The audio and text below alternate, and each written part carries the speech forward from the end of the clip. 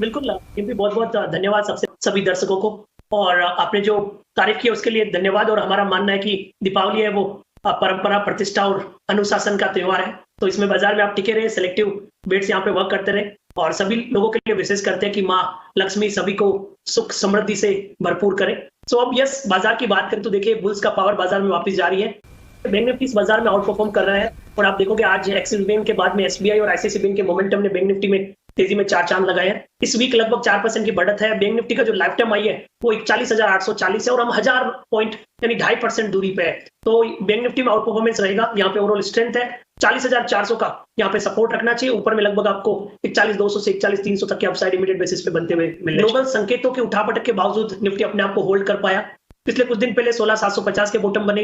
अभी 7-8 दिन पहले 16,950 के बॉटम बने और अब बाजार का जो बेस है कहीं ना कहीं 17,442 की तरफ बन रहा है। तो हमारा ओवरऑल मानना है कि मेजर सपोर्ट 17,442 रहेगा। अपने जो मेजर हर्डल है 17,777 और फिर 18,000 तक की जर्नी बना सकते हैं। तो as of now buy on dip की रणनीति रखेंगे।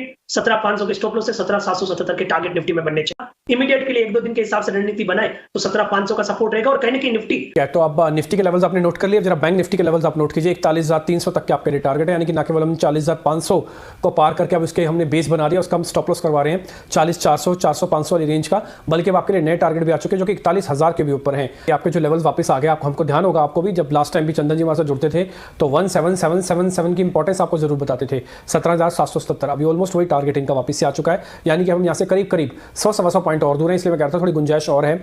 17,777 ये आपका अपने यहाँ टारगेट है निफ्टी का। मार्केट के पास दो पहले ट्रिगर थे, पहला था 40,500, दूसरा था 40,800। एक ही दिन में दोनों कॉन्कर हो गए, एक ही दिन में दोनों कॉन्कर हो चुके हैं, क्योंकि 700 पॉइंट की तेजी है बैंक निफ्टी पर। आज बैंक निफ्टी को नीचे नहीं जाने दे रहा, कल बैंक निफ्टी को ऊपर नहीं आने दे रहा था। तो कुल मिला के गेम सारा निफ्टी बैंक के हाथ में है।